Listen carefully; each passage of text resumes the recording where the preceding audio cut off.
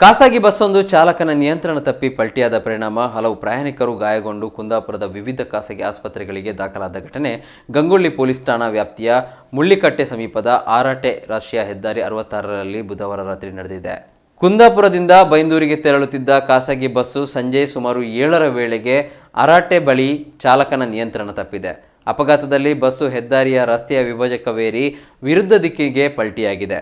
ಬಸ್ಸಿನಲ್ಲಿ ಪ್ರಯಾಣಿಸುತ್ತಿದ್ದ 8 ಮಂದಿ ಪ್ರಯಾಣಿಕರು ಗಾಯಗಳಾಗಿದ್ದು ಅವರನ್ನು ಕುಂದಾಪುರದ ವಿವಿಧ ಖಾಸಗಿ ಆಸ್ಪತ್ರೆಗೆ ದಾಖಲಿಸಲಾಗಿದೆ. ಅಪಘಾತದಿಂದಾಗಿ ರಾಷ್ಟ್ರೀಯ ಹೆದ್ದಾರಿಯಲ್ಲಿ ಕೆಲ ಹೊತ್ತು ವಾಹನ ಸಂಚಾರಕ್ಕೆ ತೊಡಕುಂಟಾಗಿತ್ತು. ಅಪಘಾತದ ಸುದ್ದಿ ತಿಳಿದು ಸ್ಥಳಕ್ಕೆ ಆಗಮಿಸಿದ ಗಂಗೊಳ್ಳಿ ಎಸ್ಐ ಹರೀಶ್ ಆರ್ ನಾಯಕ್ ಹಾಗೂ ಸಿಬ್ಬಂದಿಗಳು ಸ್ಥಳೀಯರ ಸಹಕಾರದೊಂದಿಗೆ ರಕ್ಷಣಾ ಕಾರ್ಯಾಚರಣೆ ನಡೆಸಿದರು. ಘಟನೆಗೆ ಚಾಲಕನ ಅತಿವೇಗ ಹಾಗೂ ನಿರ್ಲಕ್ಷ್ಯವೇ ಕಾರಣವೆಂದು ದೂರಲಾಗಿದೆ.